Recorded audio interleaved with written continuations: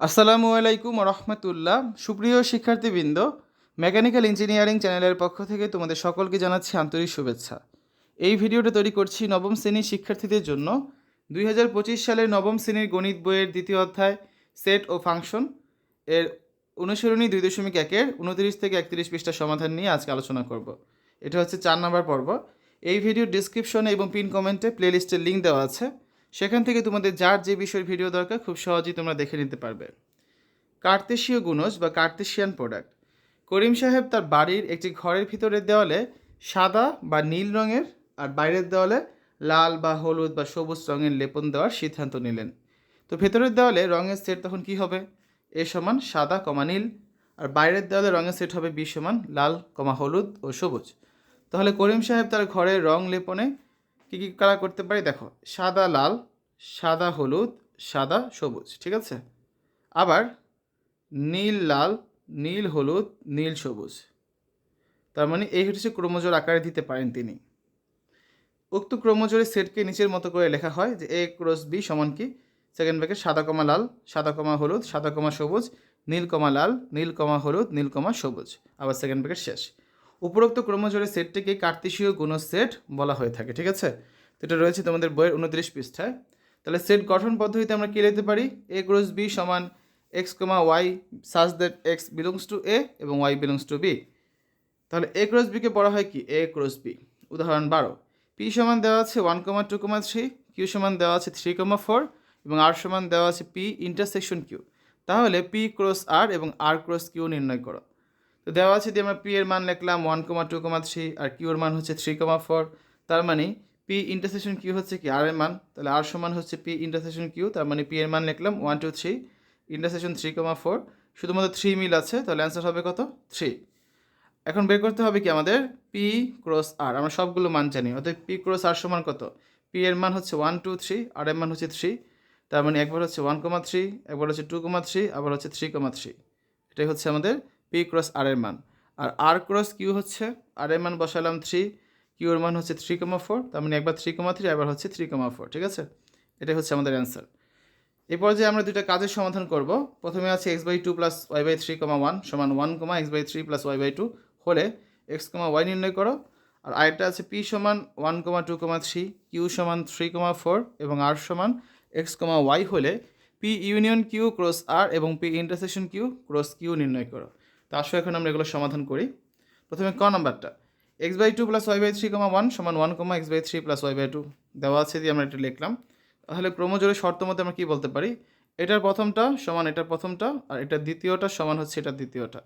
তাহলে ক্রোমোজোরের শর্ত মতে x/2 প্লাস y/3 সমান হচ্ছে 1, বা লসাগু হয় 2 আর 3 লসাগু 6, তার মানে থাকে কত? 3x প্লাস 2y সমান 1। তাড়াতাড়ি গুণ করলে 3x প্লাস 2y সমান হচ্ছে 1, এটাকে আমরা সমীকরণ 1 দিলাম। আবার দেখো, দ্বিতীয় শর্ত অনুযায়ী হচ্ছে এই যে 1 সমান এটা দেখতে পাই, তার মানে 1 সমান হচ্ছে x/3 প্লাস y/2, বা 2 আর 3 লসাগু 6 থাকে কত? 2x plus 3y। যদি তাড়াতাড়ি গুণ করি 2x প্লাস 3y সমান থাকে 6, এটাকে দিলাম আমরা সমীকরণ 2। তাহলে 1 নং সমীকরণকে 3 দ্বারা গুণ করব আর 2 নং সমীকরণকে 2 দ্বারা গুণ করব। তাতে কি দাঁড়াচ্ছে? 1 নং সমীকরণকে 3 দ্বারা গুণ করলে আমরা পাচ্ছি 9x প্লাস হচ্ছে 6y সমান 18। আর 2 নং সমীকরণকে যদি আমরা 2 দ্বারা গুণ করি আমরা কত পাচ্ছি? 4x প্লাস 6y সমান হচ্ছে 12, ঠিক আছে। তাহলে এখন এর থেকে এটা বিয়োগ করি, দেখো 9x থেকে 4x বিয়োগ করলে থাকে কত? 5x, 6y থেকে 6y বিয়োগ করলে কাটা যায়, আর 18 থেকে 12 বিয়োগ করলে থাকে 6। এটা এখানে দেখানো হয়েছে।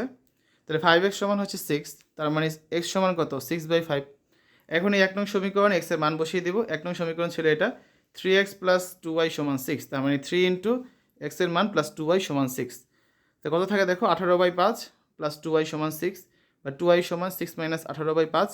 লসাগু থাকবে 5, 5 6 30, 30 মাইনাস 18, 30 থেকে 18 বিয়োগ করলে থাকে 12, তার মানে 2y সমান হচ্ছে 12/5, বা y সমান কত? y সমান হচ্ছে 12/5, তারপরে ভাগ হচ্ছে 2, মানে এখানে 2 গুণ হবে, তাহলে 2 একে 2, আর এখানে হচ্ছে 6 2 12, তার মানে 6/5 হচ্ছে আমাদের y এর মান। এই যে x এর মানও পেয়েছি 6/5, y এর মানও পেয়েছি 6/5, ঠিক আছে।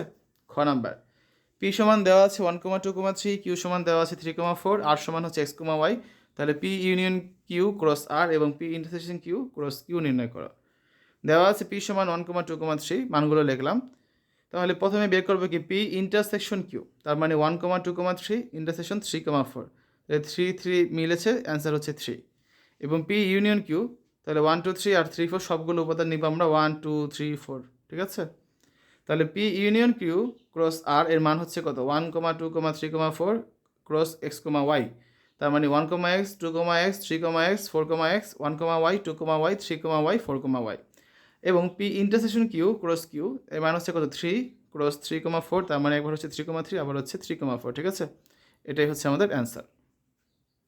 উদাহরণ 13, যে সকল স্বাভাবিক সংখ্যা দ্বারা 311 এবং 419কে ভাগ করলে প্রতি ক্ষেত্রে 23 অবশিষ্ট থাকে এদের সেট নির্ণয় করো।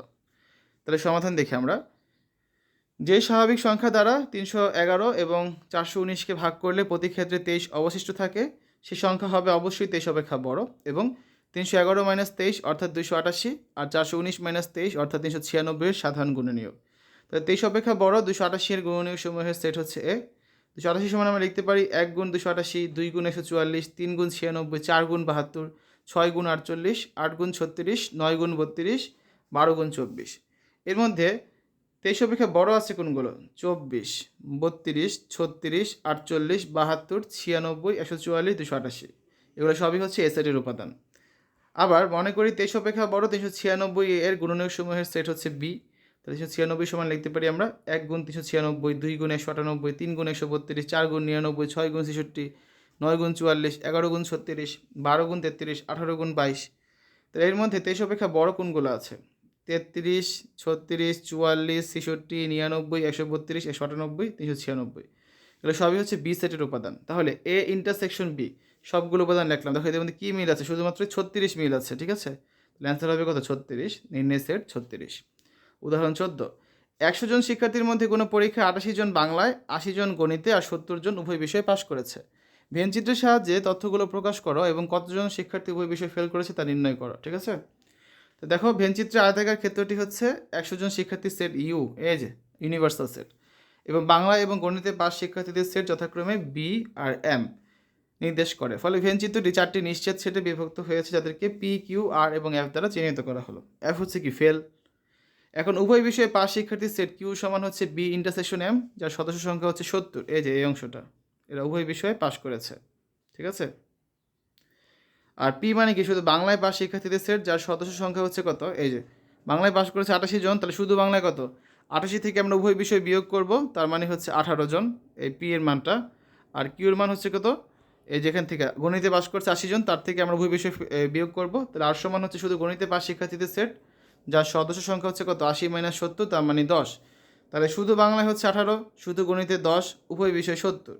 তাহলে পি ইউনিয়ন কিউ ইউনিয়ন আর সমান হচ্ছে কি বি ইউনিয়ন এম, অর্থাৎ যে কোনো একটি বিষয়ে এবং উভয় বিষয়ে পাস শিক্ষার্থীদের সেট, যার সদস্য সংখ্যা হচ্ছে কত 18 যোগ হচ্ছে 10 যোগ 70, তার মানে 98। তাহলে এফ সমান হচ্ছে উভয় বিষয়ে ফেল করা শিক্ষার্থীদের সেট, যার সদস্য সংখ্যা হচ্ছে 100 মাইনাস 98, অর্থাৎ 2 জন, তার মানে উভয় বিষয়ে ফেল করেছে 2 জন শিক্ষার্থী। তো এই হচ্ছে আজকে আলোচনা। আগামী ক্লাস থেকে আমরা অনুশীলনী 2.1 সমাধান করা শুরু করব। 5 নম্বর পর্বে তোমরা দেখতে পাবে।